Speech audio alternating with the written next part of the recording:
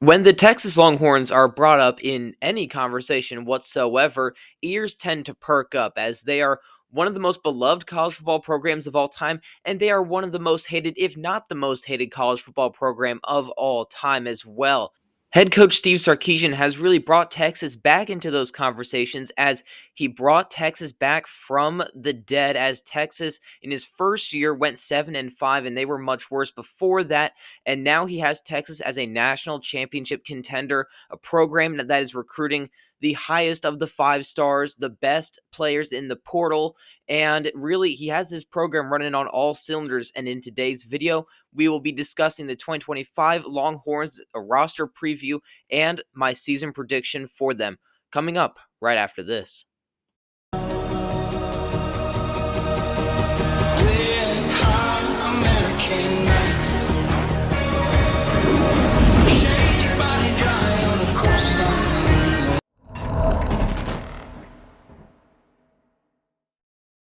A bit of a long-winded intro, but here we go as we will now go through my roster grades for the Texas Longhorns. As you can see on your screen, we'll start with the offense, work our way to the defense. On offense, at quarterback, I have an A, running back A-, receivers A, offensive line a B+, and coaching an A as well. So some very high grades here, and that yields an overall grade of an A. And we'll start with quarterback.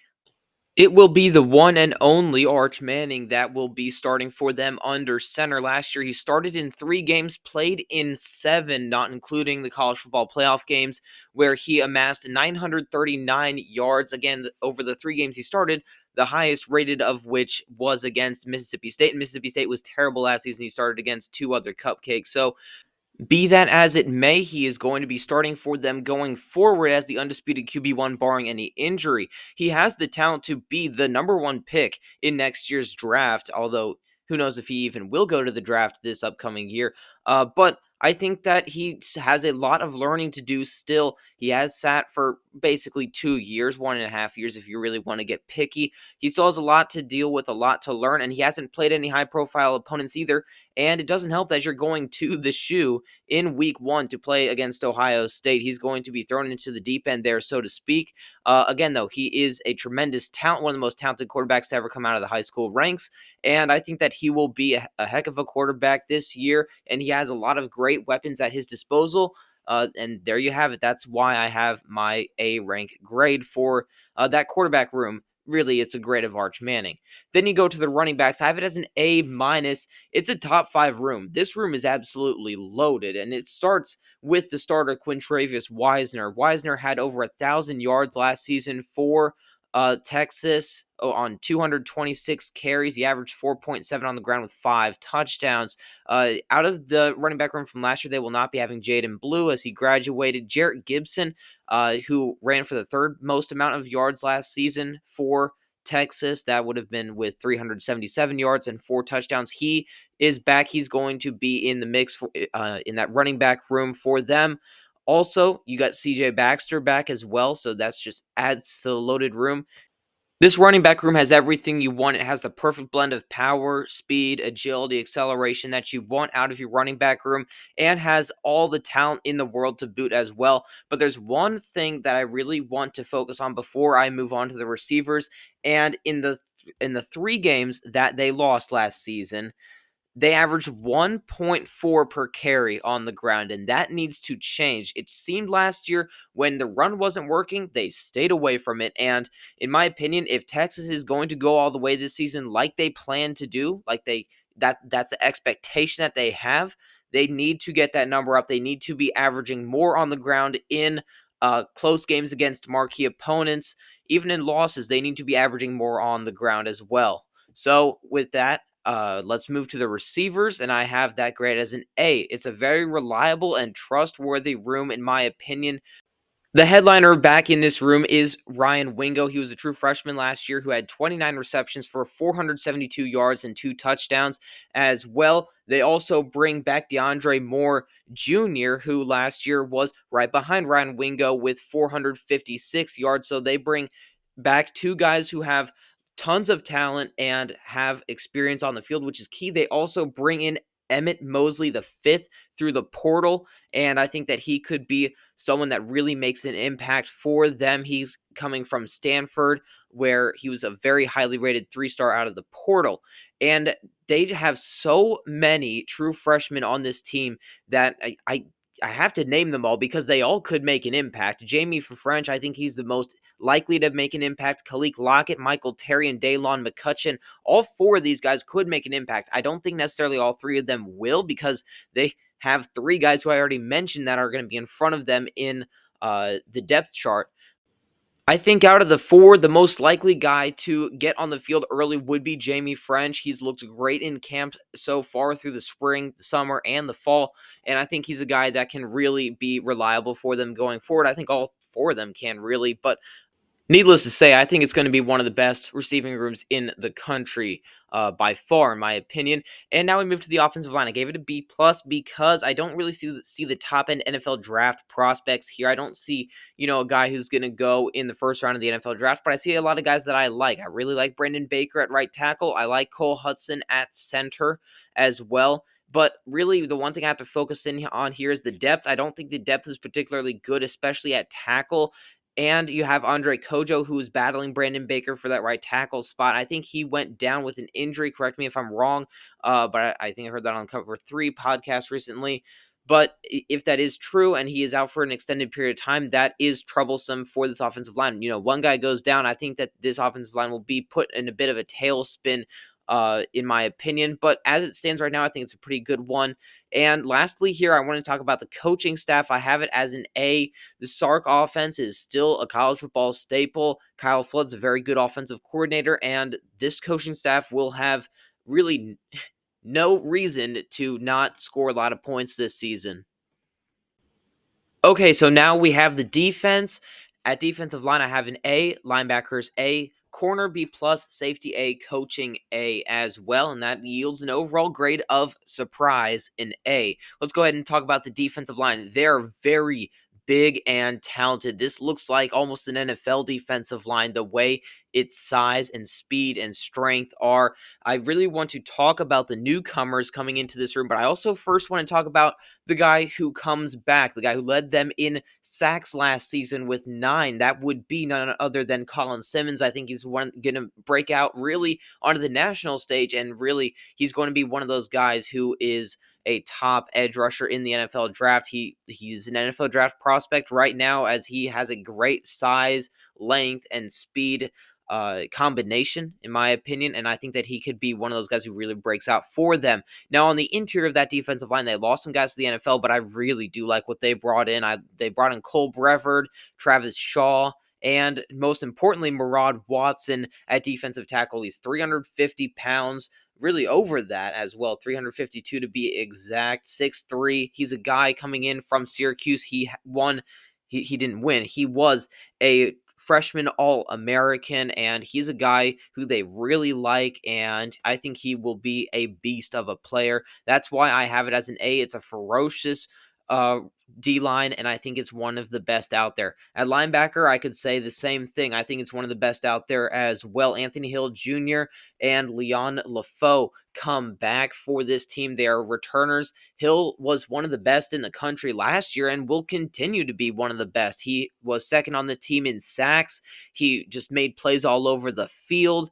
He was just really good. He had 113 total tackles last year, and that is a fantastic number. He had 8 sacks, 1 interception even, and he was just one of the best out there. Trey Moore comes back as well, and he produced for them last year as well, so they have a ton of returning talent in this linebacker room, and I fully expect them to be one of the best in the country. Then you move over to corner, and this could be one of the weak links on the team, Malik Muhammad, who is the star power in that room, is not the weak link, but I think it's the depth, really. I'm not sure what they have behind them can really produce like what Malik Muhammad has. Jalen Gillibo, who theoretically will start for them opposite side of Muhammad. Not sure how he's going to play. I think he'll play fine, but who knows? And finally, we move on to the safeties. I gave the safeties an A. I love Michael Taffy. Taffy was the only player on this roster who was with Steve Sarkisian in that 5-7 team. So he knows what it's like when Texas is bad, and he does not want it to go back there. It won't, trust me, Texas fans. But Taffy knows he really is a Longhorn through and through, and he's one of the best free safeties in the country. And another guy to really look out for is Jelani McDonald. I think that he, at the other safety position, could be one of those guys who really comes onto the scene strong and plays really well for them. And then coaching gave it an A as well. Pete Kwiatkowski is one of the best defensive coordinators in the country. Should get a head coaching job here soon. If not after this season. I think he's one of the emerging stars at the coordinator position, and he's right now one of the best in the country, in my opinion. And this defense will not have a whole lot of trouble making stops, but it's about making the stops in the big games that really do count. Now on to the schedule prediction, but before I do that, I want to remind you guys, if you like the video so far, please do subscribe to the channel. It really does help.